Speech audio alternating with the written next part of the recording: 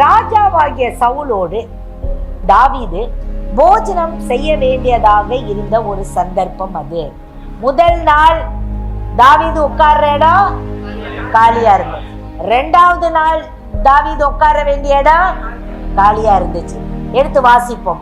1 Samuel 20:25-27.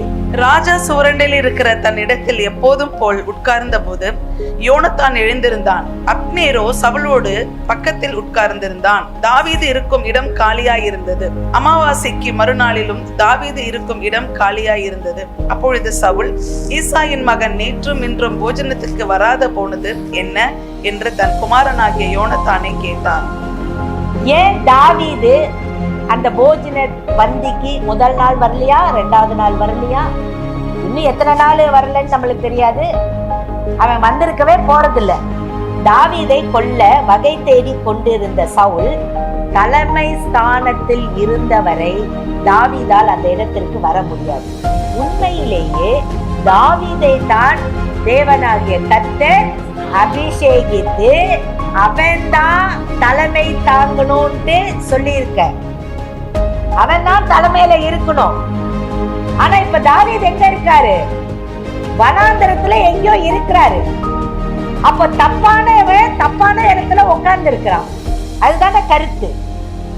யார் தலைமை ஸ்தானத்துல உட்கார்ந்து இருக்கா? இப்போ சவுல். யாரு உட்காரணும்? ஏன் அப்படின்னா, ஏன் அப்படி தாவீது தான் உட்காரணும்னா, தாவீது கர்த்தராகிய இயேசுவுக்கு அல்லது ஆவியில் நடத்தப்படுதலுக்கும், சவுல் மாம்சத்திற்கும் பிசாசுக்கும் மாம்சத்திற்கும் ஒப்பனையாக இருக்கிறார்கள். இப்ப தலைமை ஸ்தானத்துல என்ன உட்கார்ந்து மாம்சம் உட்கார்ந்து இருக்கு. ஆவிக்கு அங்க வேலை இல்லை. புரியுதா நான் பேசுறது? சவுல் ஒரு மாம்சம். அந்த மாம்சம் அங்க உட்கார்ந்து இருக்கு. ஆனா அங்க உட்கார வேண்டிய தேவனுடைய தாசன் யாரு? தாவீது தான் உட்காரணும். ஆனா இப்ப தாவீது என்ன செய்யறாரு? வனாந்திரத்துல அலையிறார். நம் ஜீவியத்தில் நம் ராஜாதி ராஜாவாகிய இயேசுவுக்கு மிக முக்கியமான இடமாகிய ராஜாசனம் தான் கொடுக்கப்பட வேண்டும். நம் மாம்சத்திற்கு அதை கொடுத்தோம் என்றால் நம் தேவன், அவருடைய சமூகம் அந்த இடத்திற்கு வரும். தாவீது அந்த போஜன பந்தியில் கலந்து கொள்ளாததை குறித்து சவுலுக்கு ரொம்ப கோபமா. ஏன் அவனை கொல்ல முடியலையே? மாம்சத்திற்கு கொல்லணும், அவனை ஆவியை கொல்லணும். அவனுக்கு அவ்வளவு கோபம். அவனுடைய கோபம் அவன் குமாரனை கூட கொல்றதுக்கு அவன் தயாராயிட்டான். ஏலியாளின் மகனே, நீ அவனை காப்பாத்துறியா அப்படின்னு அவனை பயங்கரம் இவனை யோனத்தானையும் கொல்றதுக்கு கோபம். ஆனால் சவுல் சிங்காசனத்தில் இருக்கும் வரை தாவீதால் அந்த இடத்திற்கு வர முடியாது. போஜன பந்தி 1 மாசம் நடந்திருந்தாலும் தாவீது அங்க வர முடியாது. ஏன்னா தலைமை ஸ்தானத்துல தாவீது தான் உட்காரணும், ஆவி தான் உட்காரணும், மாம்சம் உட்கார முடியாது. நாம் ஒரு வேளை சவுலை போன்றவர்களாக இருக்கலாம். நாம் நம் ஜீவியத்தில் ஆண்டவராகிய இயேசுக்கு ஏதோ ஒரு இடத்தை நாம் கொடுத்து விட்டு மைய பகுதியை, அதாவது முக்கியமான இடத்தை அவருக்கு தராமல், அந்த முக்கியமான இடத்தை யாரு கொடுத்துடுறோம்? மாம்சத்திற்கு.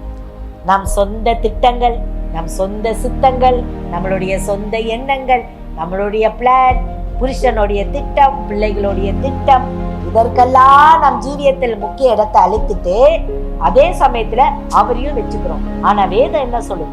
உன்னுடைய சுய திட்டம், உன் கணவனுக்கு, உன் பிள்ளைகளுக்கு, உன் சொந்தங்களை, உன் பந்தங்களை எல்லாத்தையும் இழுத்து சவுலை போல, சவுல் பந்தியோட யார் யார் உட்கார்ந்துருந்தா யோசிச்சு பாருங்க. அப்னேரு, சவுலு, யோனத்தான், அவன் குடும்பம் சுத்தில உட்கார்ந்து இருந்துச்சு. கர்த்தருக்கு பிடிச்சிச்சா? பிடிக்கல. தன்னுடைய ஆவிக்குரிய மகனை மட்டும் அவர் வனாந்தரத்துல அலைய விட்டார். நம்மளுடைய சொந்த திட்டங்களுக்கு நம்ம மைய ஸ்தானம், மைய பகுதியை கொடுத்து விட்டு அவரை கைவிட்ட மாட்டோம். அவரையும் நம்ம கூட சேர்த்து எங்கேயாச்சும் ஒரு இடத்துல நீங்க உட்காந்துருங்க. ஆனா நான் இப்படி திட்டம், இதை நீங்க ஆசீர்வதிங்க, நான் இப்படி ஒரு பிளான் வச்சிருக்கேன், நான் இதை வாங்க போறேன், இதை ஆசீர்வதிங்க, நான் அதை செய்ய போறேன், நீங்க செய்யறோமா? நம்ம ஆவிக்குரிய நம்ம முடிவு சம்பூர்ணமாகவே இருக்குமா இருக்காதா? சொல்லுங்க. அதாவது நாமே ராஜாவுக்குரிய ஆசனத்தில் உட்கார்ந்துக்கிறோம். நாம என்ன யாரு இங்க? நம்மளுடைய மாம்சம். நாமே அந்த ராஜாவுக்குரிய ஆசனத்துல உட்கார்ந்துக்கிட்டு அவரையும் பக்கத்துல நீங்க உட்காருங்க, நான் செய்யறதெல்லாம் நீங்க பாருங்க, நான் இப்ப எல்லாம் இதெல்லாம் செய்ய போறேன் சார், நீங்க வந்து கூடவே இருந்து கைப்பிடிச்சிருங்க. அவர் விரும்புகிற இடத்துல இல்ல, நம்ம விரும்புகிற இடத்துல தான் அவர் இருக்கணும். நம்ம நினைக்கிறோமா இல்லையா? அவர் எந்த இடத்த விரும்புறாரு? சிலுவையில கூட நடுப்புறதான் தொங்கு வேண்டாரு, மைய பகுதி. ஆனா இங்க நம்ம தான் ராஜாசனத்துல உட்கார்ந்து இருக்கோம். என் வீடு, நான் நினைக்கிறதுதான், நான் சொல்றதுதான், நான் என்ன சொல்றேன்னா அதுதான் என் சொந்தங்கள் செய்யும், நான் என்ன சொல்றேன்னா அதான் எங்க அண்ணன் கேட்கணும், அப்பா கேட்கணும், புருஷன் கேட்கணும், பிள்ளை கேட்கணும்.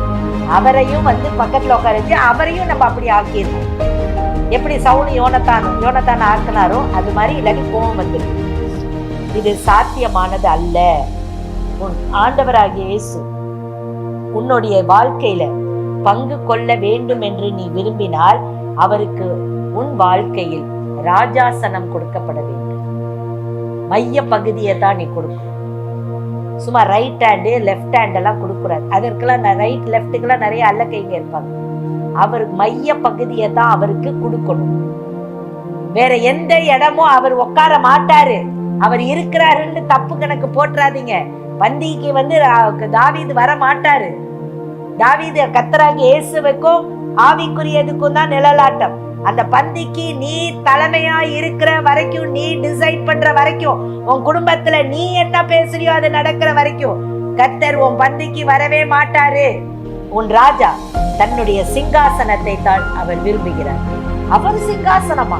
உன் மனது உன் ஆத்மானா அவர் உட்கார வேண்டிய சிங்காசனம், தன்னுடைய சிங்காசனத்தை தான் உரிமை கோருகிறார்.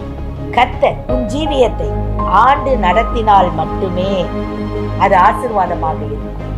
மாறாக உன் மாம்சம் அதை ஆளுகை செய்யும் என்றால் வாழ்க்கை நிர்பந்தமானதாகிவிடும்.